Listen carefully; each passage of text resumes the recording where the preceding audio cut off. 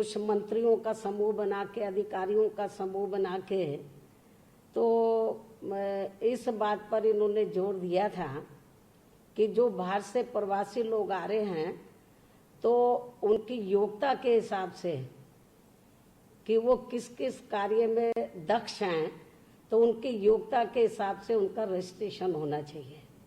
और इन्होंने रजिस्ट्रेशन कराया भी बड़े पैमाने पर जब ये बाहर से लोग आए।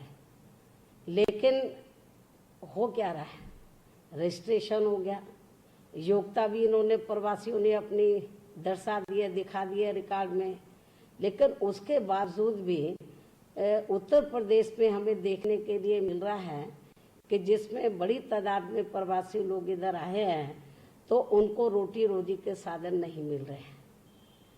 बहुत खराब हालत है उनकी, बहुत ही दयनीय हालत है।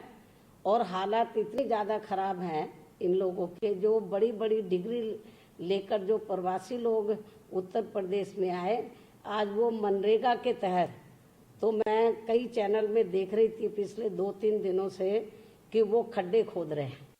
उनके माँ बाप क्या सोचते होंगे, जिन्होंने मेहनत मजदूरी करके उनको पढ़ाया लिखाया, बड़ी बड़ी डिग्रियां उनको दिलवाई, वो क्या सोचते होंगे।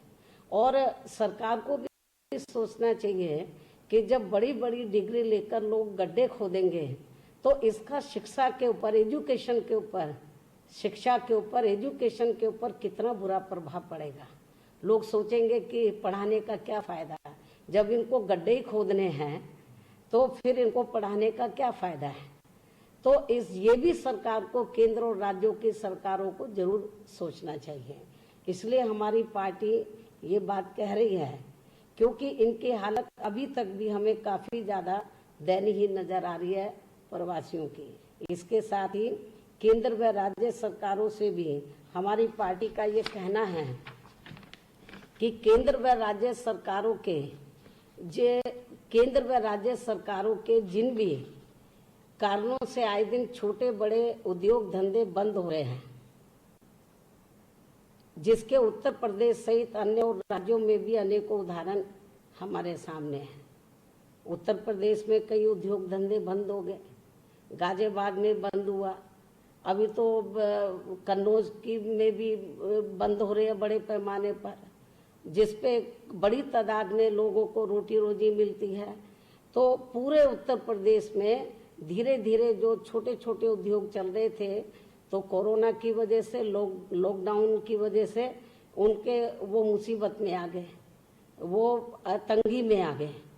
तो अब सरकार ने प्लान तो बहुत बनाया कि हम इतना पैसा इन लोगों को देंगे ताकि इनके उद्योग धंधे बंद ना हो, लेकिन सरकार ने यदि दिया होता तो एक एक करके उद्योग धंधे उत्तर प्रदेश में और अन्य राज्यों में भी क्यों बंद होते जा रहे हैं। तो सरकार को उन कारणों को ये देखना चाहिए। तो ये, और इसके उत्तर प्रदेश ही अन्य राज्यों में भी हमें ये सब स्थिति देखने के लिए मिल रही है।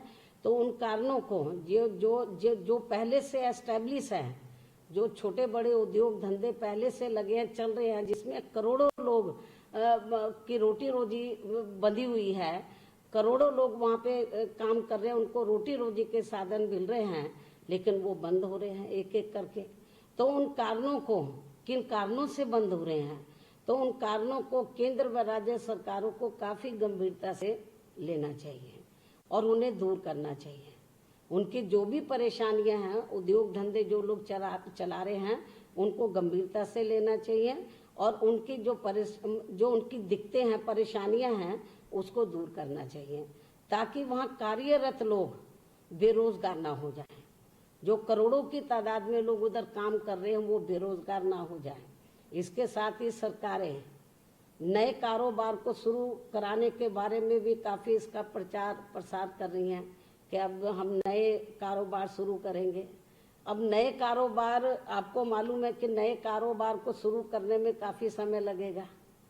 तो जो पहले से ही एस्टेब्लिश हैं, स्थापित हैं जो उद्योग धंधे, सरकार उनको ही यदि चालू हालत में रखती है, तो ये भी जो गरीब लोग हैं, जो मजदूर लोग हैं, बेरोजगार जो गरीब मजदूर लोग हैं, उनके लिए बहुत बड़ा उपकार होगा।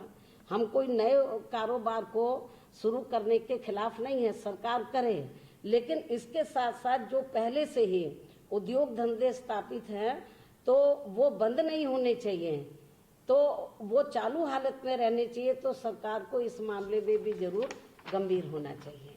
इसके अलावा पंजाब सहित जो भी राज्य सरकारें अब प्रवासियों को वापस बुलाने की बात कर रही हैं, तो उन्हें पहले ये सोच लेना चाहिए था कि जब वो उनके राज्यों में भूखे प्यासे मर रहे थे, तो तब इन सरकारों ने उनका पूरा ध्यान क्यों नहीं रखा था, और यदि रखा होता तो फिर ये लोग अपने अपने राज्यों में वापस क्यों आते।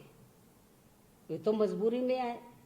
जब वहाँ के सरकारों ने इनके खाने की व्यवस्था नहीं की, ठहरने की व्यवस्था नहीं की, जहाँ ये लोग काम कर रहे थे उनके मालिकों ने कहा कि भाई हमारे पास पैसा नहीं, हम आपको वेतन नहीं दे सकते, मजदूरी नहीं दे सकते हैं, तो आप हमारी ओर से फिर आप जा सकते हैं।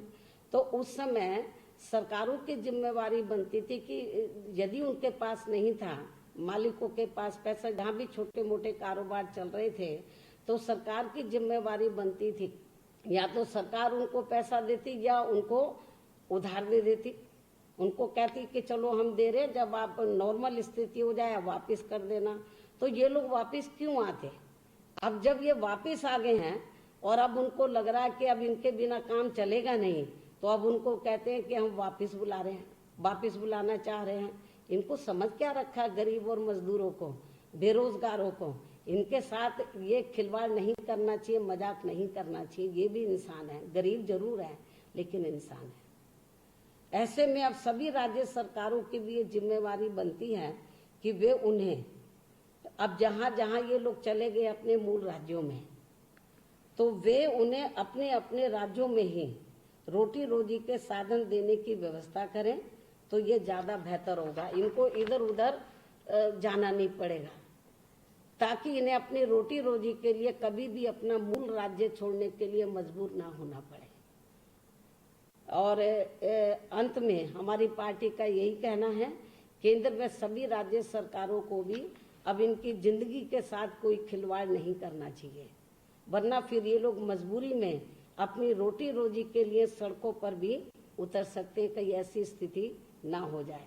सरकार को मैं सचेत कर रही हूँ, चाहे केंद्र सरकार है या राज्य सरकारें हैं, उनको जरूर सचेत रहना चाहिए। एक सीमा, उसकी एक सीमा होती है, लिमिट होती है, कि यदि आप लोग इनके साथ खिलवाड़ करते रहेंगे, केवल आश्वासन देते रहेंगे, नई नई नीतियां बनाते रहेंगे, उनको जमीन पर अमल में नहीं लाएंगे, अमली जामा नहीं बनाएंगे, केवल इनके साथ खिलवाड़ करते रहेंगे और उनको देंगे कुछ नहीं, तो फिर ये लोग करेंगे क्या, सड़कों पर उतरेंगे।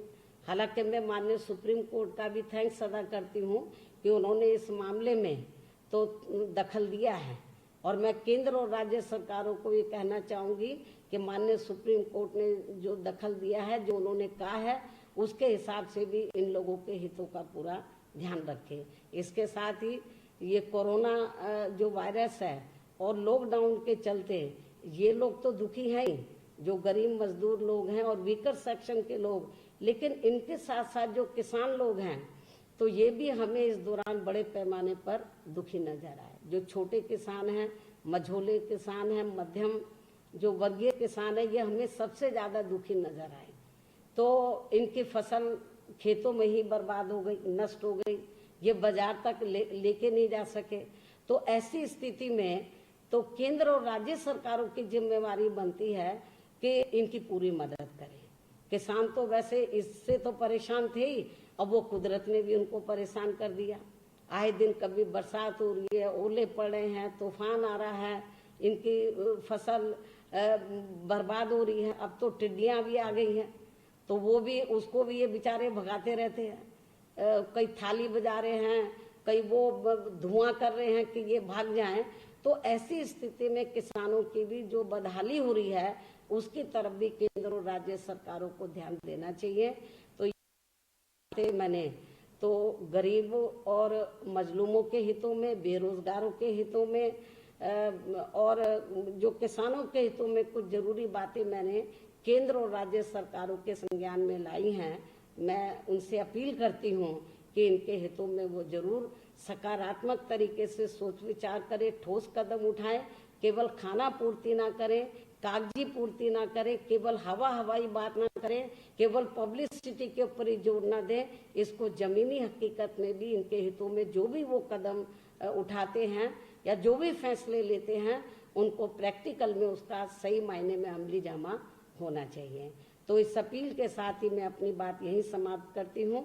धन्यवाद।